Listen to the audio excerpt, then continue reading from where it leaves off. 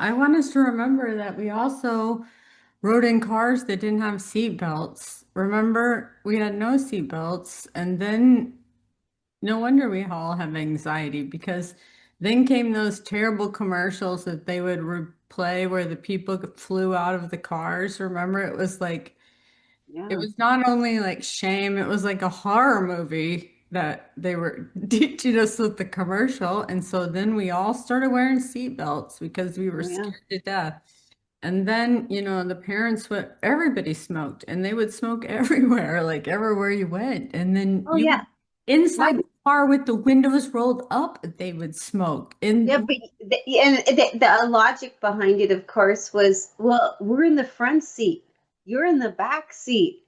Your air is clean back there. We're in the front, right? I remember my grandma smoking. Like we would go to the mall and we would walk into, like, let's say JC Penney's. We'd walk into JC Penney's.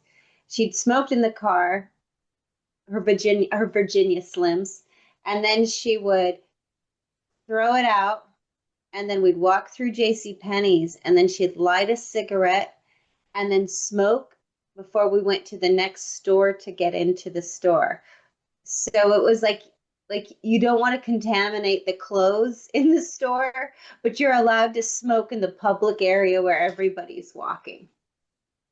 Or like in the restaurants, right? Like nobody wanted to work in the smoking section because you would smell, but really the whole restaurant smelled. yes, you can't just smoke in one section and Yeah. like, Airplanes too. It's like, this is the smoking section. You guys are so lucky over here. There's no smoking over there. yes, yes. Right? And then in order to get us to quit that, they started those terrible commercials, remember, where the people were smoking out of the holes in their throat. And then we were always like traumatized by that. They were like, okay, then no more smoking. It's just like, And they gave that person like the person whose name was like the smoker always felt like they had like their words, or the length of their name always felt like it was only 4 or 5 letters long. Like the person in the commercial wasn't like Jennifer, or it wasn't like, like had a long name like Anastasia. It was always like Gladys, Pam, right? Like it was like this short, like it was only like, well, if you have 3 to 5 letters in your name, you could be in this commercial with us.